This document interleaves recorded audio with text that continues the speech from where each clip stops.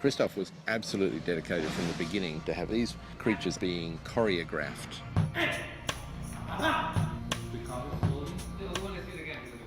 Roberto is the movement coordinator in the film. He coordinated the movement for the nurses, the grey children, the armless character.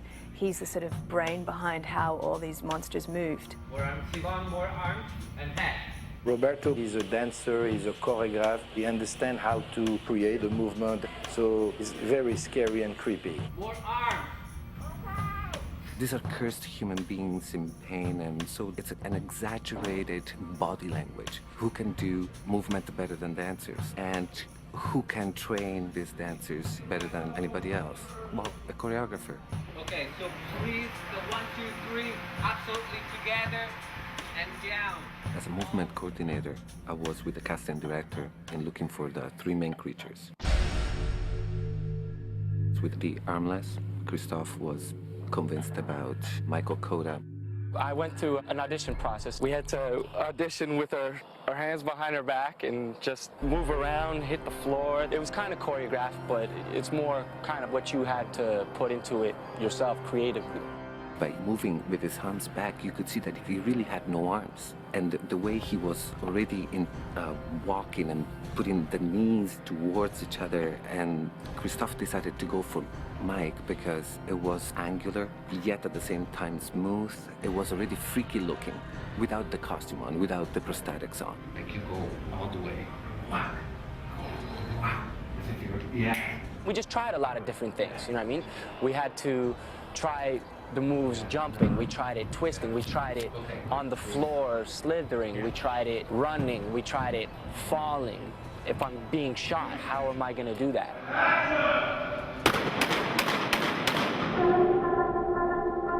What I think the problem was for Michael at the beginning was to not be overwhelmed by the costume. His arms are like this, he's wrapped around, they put this hat on him, and that's it. He's completely blind. Of course, if you don't see anything, it's already difficult to walk. You can just imagine big movements in a very crooked way. You really got to count your steps and really know your surroundings, or you can get really, really, really hurt. As soon as you feel the left to the shoulders, just turn slightly and go forward, all right? Say I'm walking forward, I turn around and somebody shoots me. I have to be pretty much put on my mark, and I gotta really count out. So it'd be like 3 steps this way, turn around, get shot, and it's 3 little chugs backwards. Go, go, go, all right? Okay. Roberto tells me what to do, how low to go, and just puts pictures in my head that really help me get the acting across. Action! Stay on the left, stay on the left. Left, left, left, left. Now turn to the right. Straight ahead as you want. Straight ahead like this. Straight ahead. Stop. Ready and break.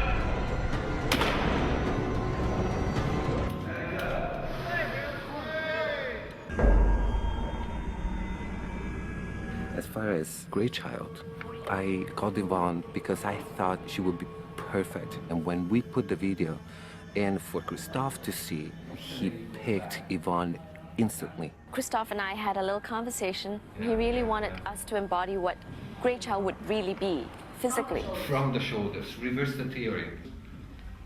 Ooh. In the rehearsals, which really was the creative process, we played around with the idea of what a strange-looking creature child would be like, going on the basis of a kid. Oh, like a 2-year-old who can't balance. Yeah. And distorted it a little bit more. Found much more bizarre ways of how this creature would carry its arms, its head, how their feet might be.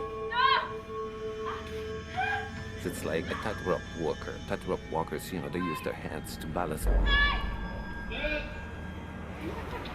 She could see a little bit from the ear. There was the little hole that she could see. But it's not always in line with my hole because the head shifts. Once in a while, I'll get a glimpse of the outside world, and so through that, I can make certain visual marks through that. Sort of helps a little bit, but a lot of it's through feeling.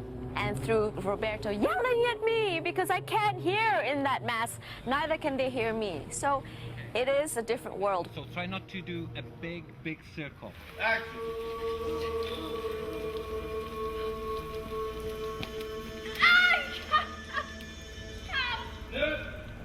To be honest, I never saw her face in real life. I don't know what she looks like. So she was this kind of mystery woman, and I could sort of hear what she was saying. I'd listen to her and she'd listen to me because she couldn't hear very much behind the mask. So it was an interesting relationship. Having Roberto on set has been great because being another dancer, a choreographer as well, he is able to speak my language. For instance, if somebody says to me, "Can you crawl?" There are many different ways of crawling. And that's where Roberto has been amazing. He's able to interpret that, work with me on that, and we've been able to figure out very quickly, because you don't have a lot of time on set, what the director's looking for.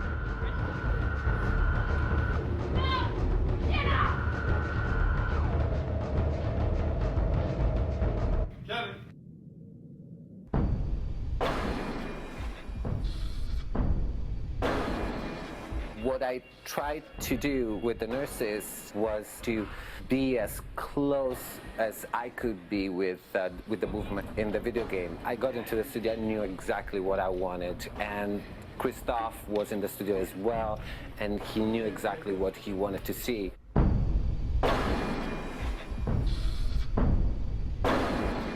There were three key nurses, Chantal, Donna, and Rosalind. And Donna is the one who slashes red. You'll turn when it comes. Donna already in rehearsals came out with this really kind of aggressive movement that Christophe really liked, and he decided that Donna was going to be the one who was going to slash.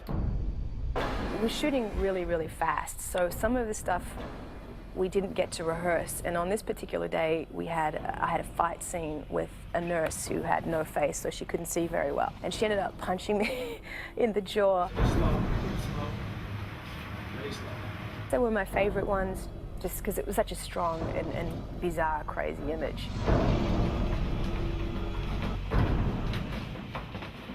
I played two creatures in the film, the Red Pyramid and the Janitor. Christophe meant for the janitor was to be obscene, and my head is tilted back, so I can't even really move my head that much. The only thing that I could really use to make it obscene was my tongue. Yeah, but no, not that. Oh, yeah. Yeah? Really? Yeah, it's amazing. I think. My next favorite monster is Red Pyramid. He was actually a really kind of intimidating image, and the way that he moved was really very simple but very balletic.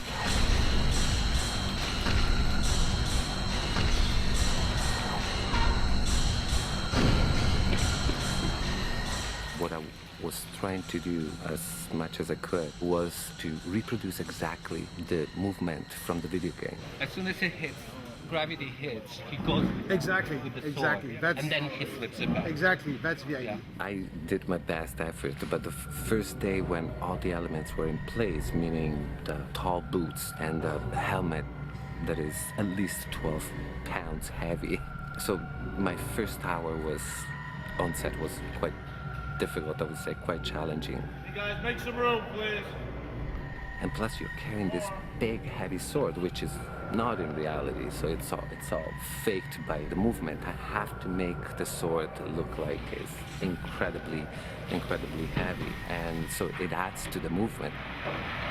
I can only see the floor, so I can't see in front of me. It does affect the balance.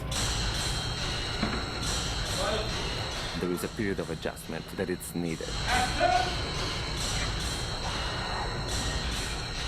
And all the women on set really liked that character because he had a naked bottom, and you'd see that on set every day. So he's really scary from the front, but not so scary from the back.